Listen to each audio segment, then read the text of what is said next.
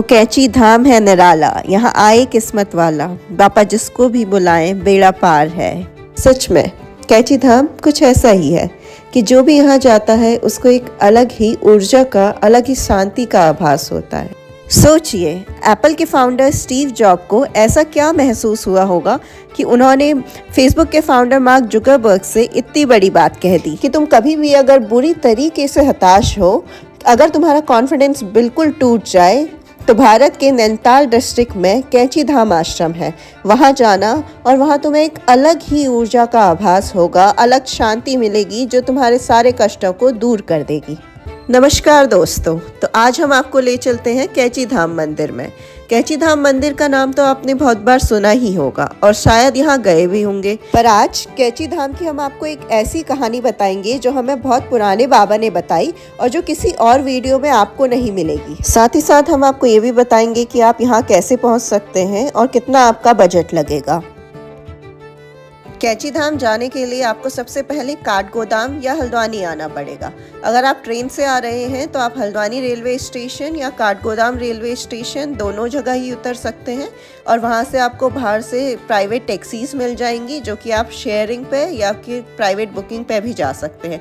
अगर आप शेयरिंग में जा रहे हैं तो आपका 100 से 150 रुपये पर पर्सन लगेगा और अगर आप पूरा प्राइवेट टैक्सी बुक करते हैं तो 1800 से 2000 रुपये आपके लगेंगे।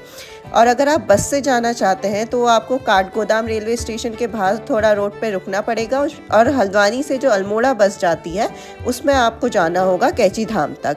बस का आपका किराया होगा 65 से 70 रुपये पर पर्सन का और बस आप डायरेक्टली हल्द्वानी बस स्टैंड से भी ले सकते हैं। और अगर आप खुद की गाड़ी से आ रहे हैं तो आगे का सफ़र हम आपको दिखाते हैं कि आप कैसे कैची धाम तक पहुँच सकते हैं। हल्द्वानी से कैची धाम तक की डिस्टेंस 45 किलोमीटर है। हल्द्वानी से सीधे आके आपको काठगोदाम आना है। ये है काठगोदाम रेलवे स्टेशन। अगर आप ट्रेन से आ रहे हैं तो आप यहाँ पे उतरेंगे। अब अपनी पर्सनल व्हीकल से अगर आप जा रहे हैं तो काठगोदाम से आपको सीधे जाना है। काठगोदाम के बाद आपको रानीबाग पड़ेगा, उस पर आपको सीधे चलते ही जाना है। रानीबाग से आगे आपको 2 मोड़ मिलेंगे जो कि एक नैनीताल को जाता है और एक भीमताल को जाता है। आप दोनों ही रास्ता ले सकते हैं क्योंकि दोनों ही भवाली पे मिलते हैं और वहीं से आगे कैची धाम को जाते हैं। और हम अब जा रहे हैं भीमताल वाली रोड से सीधे कैची धाम के लिए। काठगोदाम से 21 किलोमीटर की दूरी पर भीमताल है। भीमताल भी एक बहुत प्यारा टूरिस्ट डेस्टिनेशन है जहां आप विजिट कर सकते हैं। भीमताल की एक अलग वीडियो बनाकर हम ऊपर आई बटन पे आपको लिंक दे देंगे, आप वो देख सकते हैं। और यहां से अभी हम जाएंगे भवाली। अभी हम पहुंच गए हैं भवाली। भवाली से कैची धाम करीबन 8-9 किलोमीटर और है। और अगर आप नैनीताल वाली रोड से आए हैं और नैनीताल घूमते हुए आए हैं तो वो रोड आपको यहीं पे मिलेगी। ये जो ऊपर से रोड आ रही है वो नैनीताल वाली रोड है और हम आए हैं भीमताल वाली रोड से। तो भवाली से अभी 8-9 किलोमीटर और आगे जाके आएगा कैची धाम। अब आपको सीधे लेके चलते हैं कैची धाम। ये है कैची धाम मंदिर का टॉप व्यू। कैची धाम मंदिर की स्थापना लक्ष्मी नारायण शर्मा, जिन्हें कि आज नीम करोली बाबा के नाम से जाना जाता है, उन्होंने की थी। सन 1961 में जब नीम करोली बाबा कैची धाम आए तो यहाँ के लोगों ने सुना कि कोई नीम करोली बाबा नाम के बाबा आए हुए हैं। तब यहाँ ना कोई मंदिर था और ना ही कोई आश्रम था और रात को रहने के लिए बाबा भूमियाधर या फिर हनुमानगढ़ी चले जाते। वर्तमान में जहाँ पे अभी कैची धाम मंदिर स्थित है, जब बाबा वहाँ पे पहुँचे तो उन्होंने ये घोषणा कर दी कि यहाँ पे एक बहुत बड़ा हनुमान जी का मंदिर बनेगा। उस समय मंदिर का निर्माण हो पाना बहुत ही मुश्किल था क्योंकि शिप्रा नदी के बहाव से और जमीन के वन विभाग के अंदर होने के कारण ये बहुत मुश्किल कार्य था। लेकिन भक्तों की श्रद्धा और बाबा के आशीर्वाद से कैची धाम मंदिर का काम शुरू हुआ। 15 जून 1964 में बाबा ने कैची धाम की स्थापना की थी और तब से यहाँ हर साल 15 जून को एक भव्य मेला लगता है। अब उस कहानी को आपको बताते हैं जो यहाँ के एक बाबा ने हमें सुनाई थी। उनका कहना था कि एक बार भंडारा बनाते हुए घी कम पड़ गया।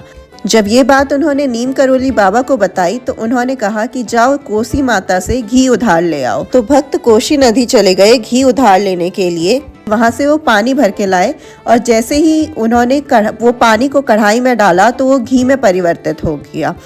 भंडारा खत्म होने के बाद बाबा ने कहा कि कोसी नदी से उधार लिए घी को वापस करके आओ। भक्त 2 कनिस्तर घी लेकर कोसी नदी चले गए और जैसे ही उन्होंने 2 कनिस्तर घी को नदी में डाला तो वो पानी में परिवर्तित हो गया। बताया जाता है कि नीम करोली बाबा ने 18 साल कैची धाम में साधना की थी और उनकी उपस्थिति और सकारात्मक ऊर्जा का आज भी भक्तों को वहाँ एहसास होता है। कैची धाम मंदिर में कोई बाबा के दर्शन करने तो कोई अपनी परेशानियां दूर करने आते हैं। स्टीव जॉब जब अपनी जिंदगी के ऐसे पड़ाव पे थे जहाँ पे वो सबसे ज़्यादा परेशान थे, जब उन्हें समझ नहीं आ रहा था कि उन्हें आगे क्या करना चाहिए, कैसे करना चाहिए, तब वो यहाँ कैची धाम आए थे और उनको अपनी परेशानियों का हल मिला था। ऐसा कहा जाता है कि नीम करोली बाबा का जो पसंदीदा फल था वो सेब था और इसीलिए स्टीव जॉब्स ने अपनी कंपनी का नाम और लोगो एप्पल का रखा। जब मार्क जुकरबर्ग जो कि फेसबुक के फाउंडर हैं, उनकी कंपनी फेसबुक बिकने की कगार पे थी और वो बहुत ज़्यादा परेशान थे, तब स्टीव जॉब्स से मिले और स्टीव जॉब्स ने उन्हें सजेस्ट किया कि आप भारत के नैनीताल डिस्ट्रिक्ट में स्थित कैची धाम मंदिर जाओ और वहाँ जाके आपको अपनी परेशानियों का हल मिलेगा। मार्क जुकरबर्ग वैसे तो यहाँ 1 दिन रुकने वाले थे, लेकिन मौसम खराब होने के कारण उन्हें 2 दिन रुकना पड़ा और इस दौरान उन्होंने मंदिर में हनुमान चालीसा का पाठ किया और साधना करी। पाठ करते करते मार्क जुकरबर्ग को ये एहसास हुआ कि फेसबुक के द्वारा वो कितने लोगों को कनेक्ट कर रहे हैं, वो कितना अच्छा काम कर रहे हैं। तो उन्होंने ये डिसाइड किया कि वो अपनी कंपनी कभी नहीं बेचेंगे और यहाँ से जाने के बाद उनका अच्छा समय शुरू हो गया। कुछ ही समय पहले यहाँ विराट कोहली और अनुष्का शर्मा भी आए थे और तब से यहाँ आने वालों की संख्या और भी बढ़ गई है। कहते हैं कि जो भी यहाँ आता है उसको यहाँ अपनी परेशानियों का हल मिलता है और अलग सुख और शांति का आभास होता है। नीम करोली बाबा तो अब नहीं रहे, लेकिन उन्होंने यहाँ 18 साल साधना करी थी, जिसके कारण भक्तों को आज भी उनका एहसास यहाँ होता है। मंदिर के अंदर कैमरा ले जाना अलाउड नहीं है, इसलिए मंदिर के अंदर का हम आपको नहीं दिखा पाएंगे। मंदिर के बाहर आपको इस तरीके से नीम करोली बाबा के फ़ोटो फ्रेम्स और बाबा की फ़ोटो के साथ अलग अलग तरीके की चीज़ें मिल जाएंगी।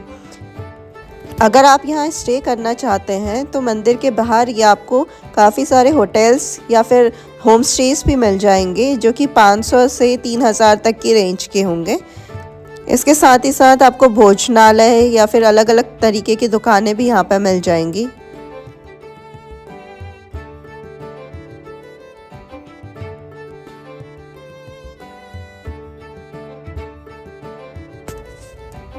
ये मंदिर के बाहर की ही रोड है जहाँ पे ये सारी दुकानें हैं।